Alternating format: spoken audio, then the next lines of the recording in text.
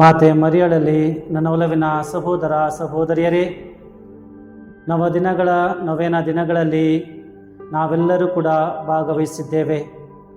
ಮಾತೆ ಮರಿಯಳ ವಿನ್ನಹಗಳ ಮೂಲಕ ನಾವು ಅನೇಕ ಆಶೀರ್ವಾದಗಳನ್ನು ಪಡೆದಿದ್ದೇವೆ. ಮಾತೆ ಮರಿಯಳು ಭರವಸೆಯ ತಾಯಿ ಎಂಬುದರ ಬಗ್ಗೆ ನಾವು ಧ್ಯಾನಿಸಿ ನಮ್ಮ ಜೀವನದಲ್ಲಿ ಅಳವಡಿಸಿಕೊಳ್ಳಲು ನಾವು ಪ್ರಯತ್ನಿಸಿದ್ದೇವೆ. ಮಾತೆ ಮರಿಯಳು ನಿಜವಾಗಿಯೂ ಕೂಡ ಕಷ್ಟದ ನೋವಿನ ಸಮಯದಲ್ಲಿ ನಮಗೆಲ್ಲರಿಗೂ ಕೂಡ ಭರವಸೆಯಾಗಿದ್ದಾರೆ. ನಾಳೆ ಸೆಪ್ಟೆಂಬರ್ ತಿಂಗಳ 8ನೇ ತಾರೀಕು ಮಾತೆ ಮರಿಯಳ ಹುಟ್ಟುಹಬ್ಬವನ್ನು ನಾವು ವಿಜೃಂಭಿಸುತ್ತಿರುವಾಗ ಮಾತೆ ಮರಿಯಳ ಆಶೀರ್ವಾದಕ್ಕಾಗಿ ನಾವು ಬೇಡೋಣ.